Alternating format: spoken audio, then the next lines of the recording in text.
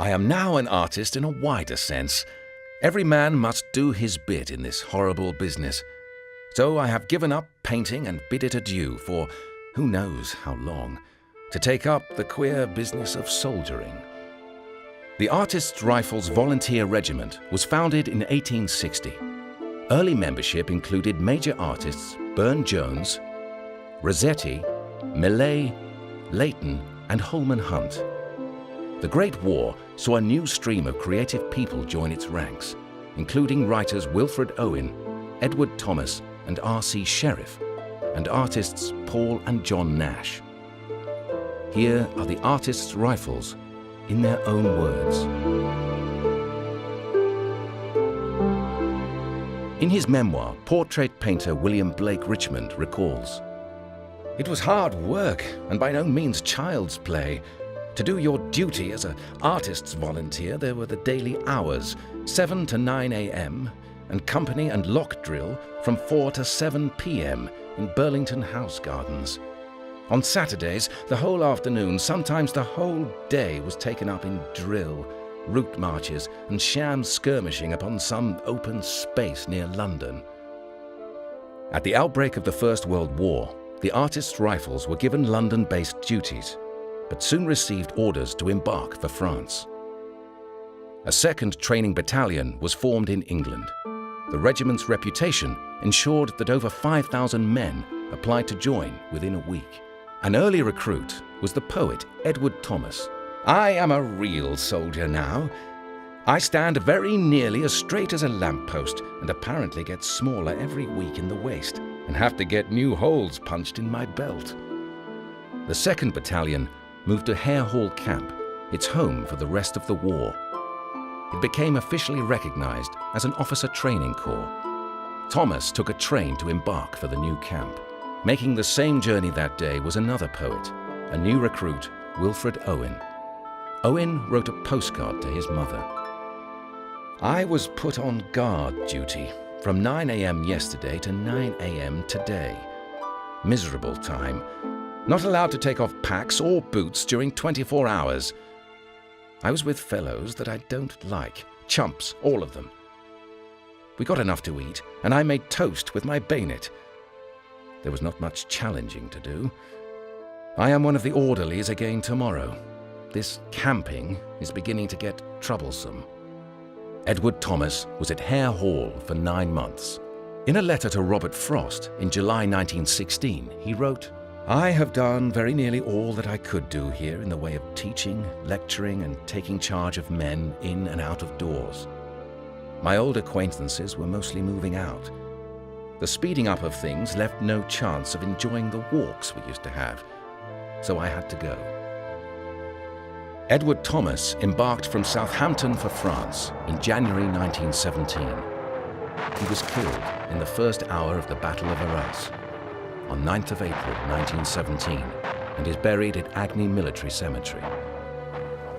Rain, midnight rain, nothing but the wild rain on this bleak hut, and solitude and me remembering again that I shall die, and neither hear the rain nor give it thanks for washing me cleaner than I have been since I was born into this solitude. Blessed are the dead that the rain rains upon, but here I pray that none whom once I loved is dying tonight, or lying still awake, solitary, listening to the rain, either in pain or thus in sympathy, helpless among the living and the dead, like a cold water among broken reeds, myriads of broken reeds all still and stiff, like me, who have no love which this wild rain has not dissolved except the love of death. If love it be for what is perfect and cannot, the tempest tells me, disappoint." Painter Paul Nash also felt the need to seek active service. "I am now a second lieutenant in the Hampshire Regiment and will soon have all the accompanying cares and responsibilities of that position. I join the regiment on Tuesday. I suppose I shall see France in a month or so. It is strange to stand on the edge of the year and look across and think of the extraordinary things that may happen during this new year.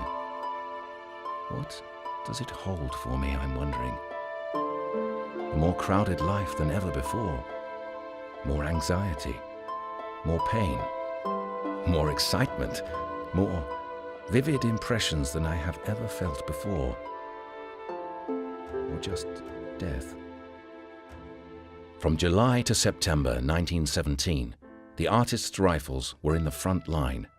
Among those getting their first taste of the trenches was the artist John Nash, younger brother of Paul. His largest war painting, Oppy Wood Evening 1917, was based on his memories. It was an eerie place. Any explosions of any kind resounded all round you. Among these trees, or what was left of them. The artists took part in the Second Battle of Passchendaele. They quickly came under heavy machine gun and shell fire, and the attack became bogged down in the mud, where some men drowned in water-filled shell holes. The artists were later sent to the Cambrai area. They were in support behind the front line on the 30th of December when a German attack broke through the British defences.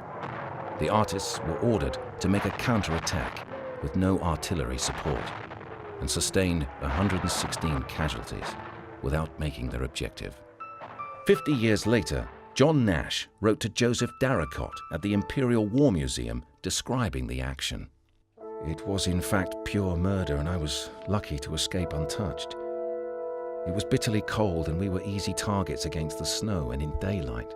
I think the vivid memory of the occasion helped me when I painted the picture and provoked what intensity of feeling may be found in it.